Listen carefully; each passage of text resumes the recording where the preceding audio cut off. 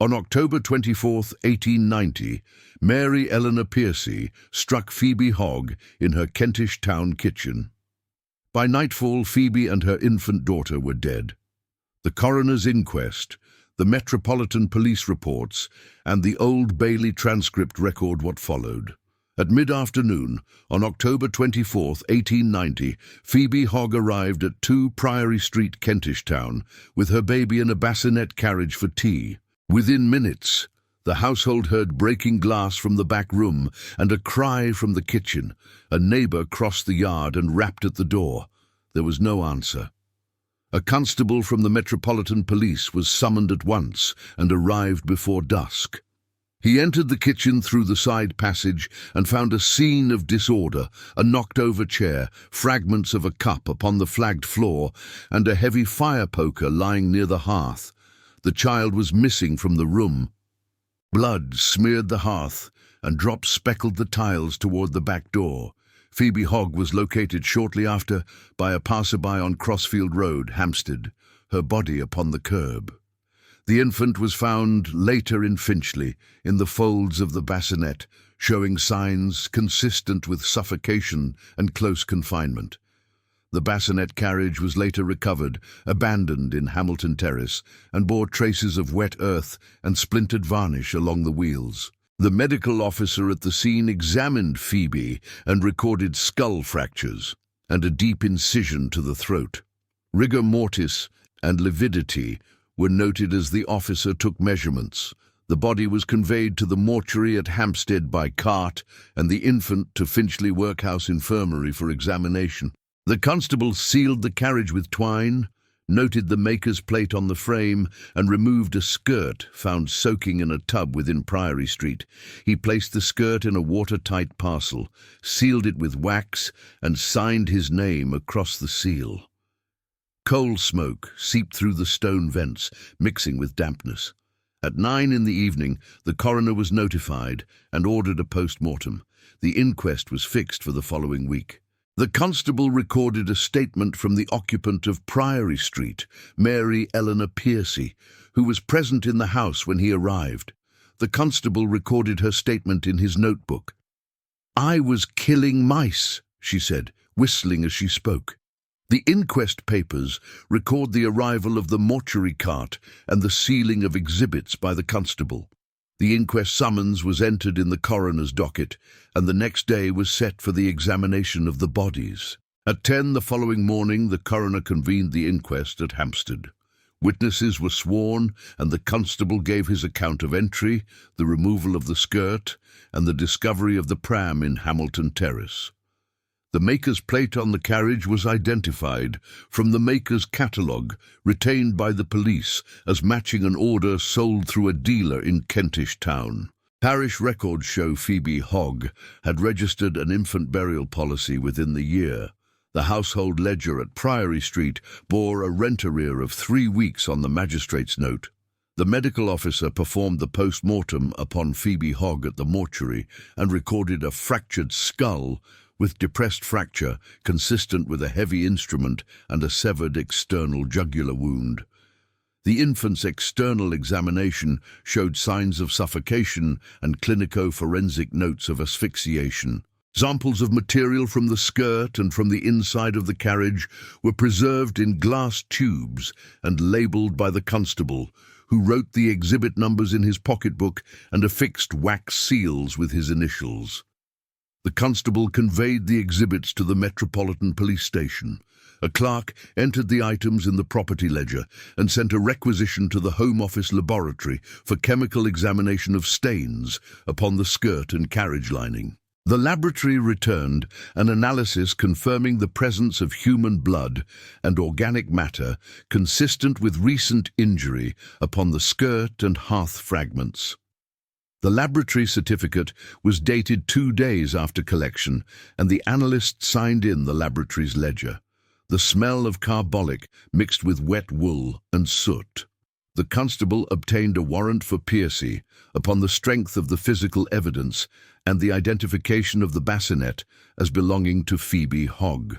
She was arrested at Priory Street on the evening of October 26th and conveyed to the local station where she was searched, her person noted in the custody entry and her clothes recorded by the constable on the charge sheet.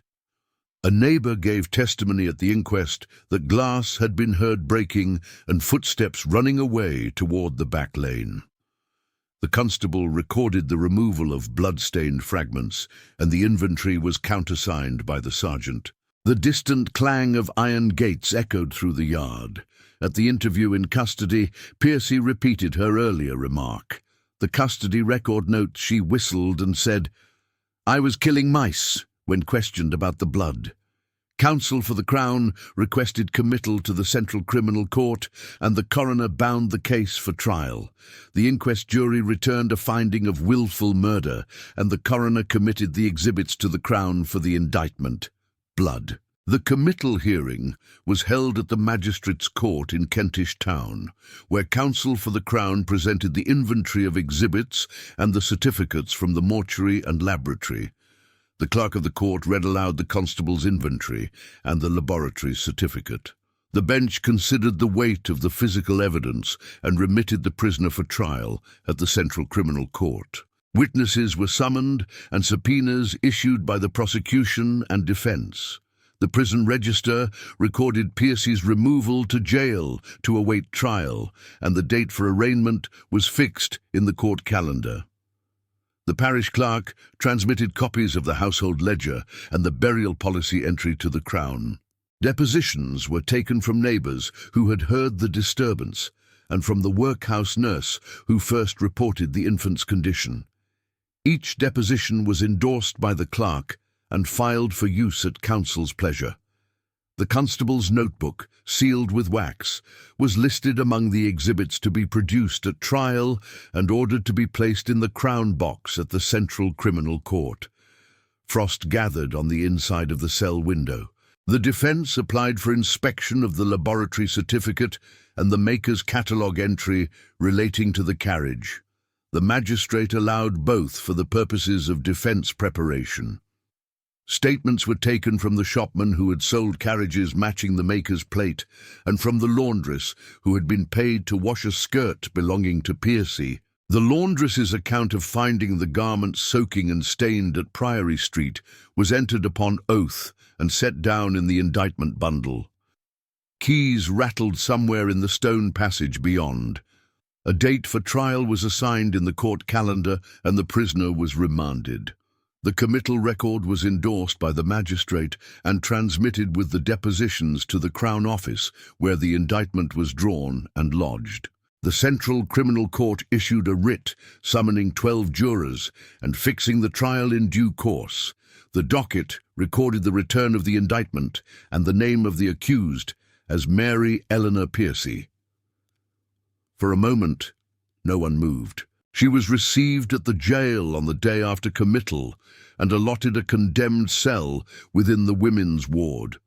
The prison register records her jail number, the date of arrival, and the dimensions of her cell as 8 feet by 6, lit by a single barred window facing north. Each morning the wardress delivered a tin cup of weak tea and a ration of bread, the allowance noted in the jail ledger. A mattress of straw lay upon the iron frame, and a wooden stool stood beneath the window. The wardress signed the log at each visit and recorded the number of times the prisoner lifted the latch.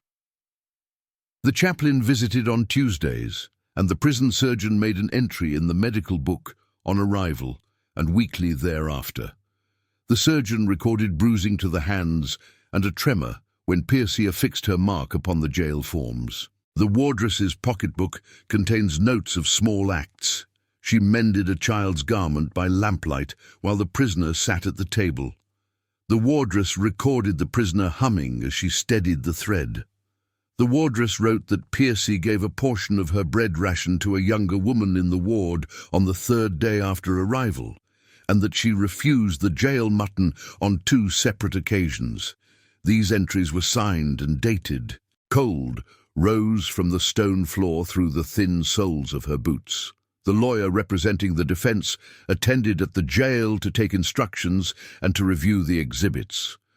Counsel examined the constable's sealed notebook and listened as the prison surgeon read aloud the medical observations. The chaplain's notes include a single entry of direct speech. "Will they let me see my children before?"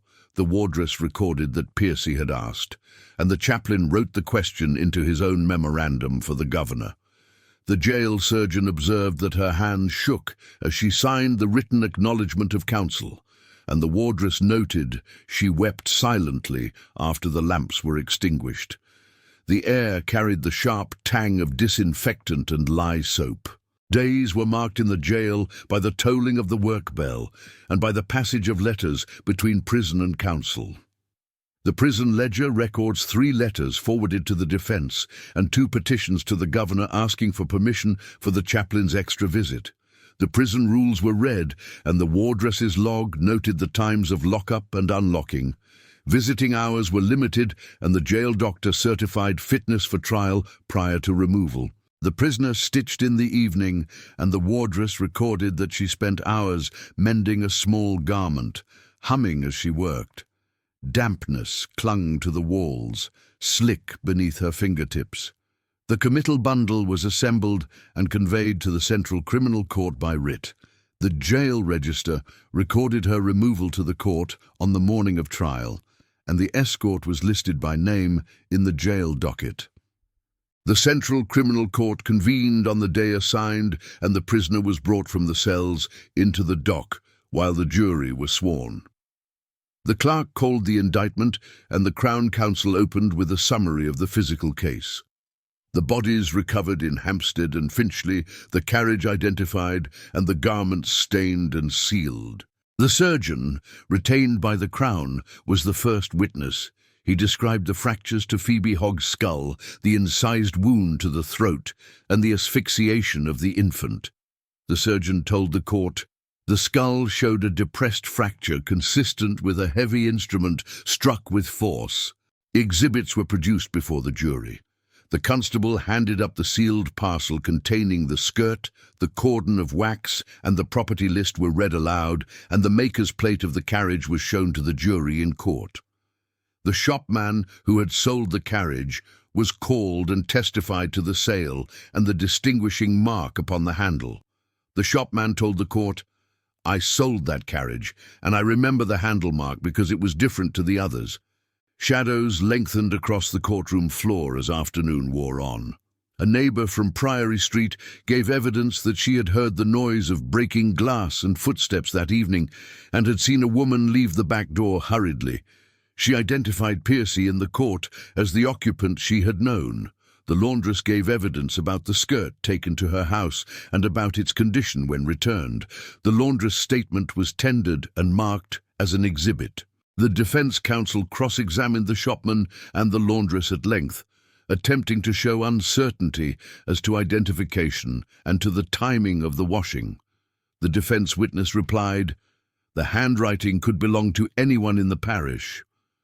Rain drummed steadily against the narrow windows. Counsel for the Crown closed, and the judge addressed the jury with directions upon law and on the assessment of circumstantial evidence.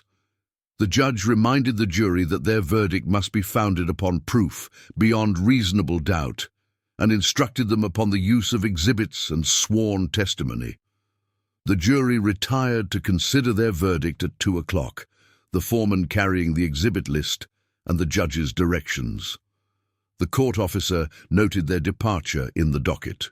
The courtroom fell silent save for the scratch of the clerk's pen. They returned in 17 minutes. Guilty.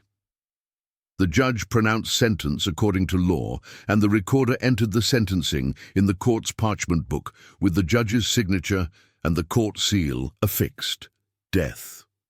The execution was scheduled at Newgate Prison and entered in the execution ledger with the prisoner's jail number, the date, and the witnesses required under the rules. The governor, the chaplain, the surgeon, 2 wardresses, and the chaplain's clerk signed the witness book upon arrival. Their names and the hour of attendance were recorded in the prison docket. The morning of the execution dawned cold and clear. Fog lay low over the city, while the jail yard was scrubbed and the scaffold prepared within the inner precinct.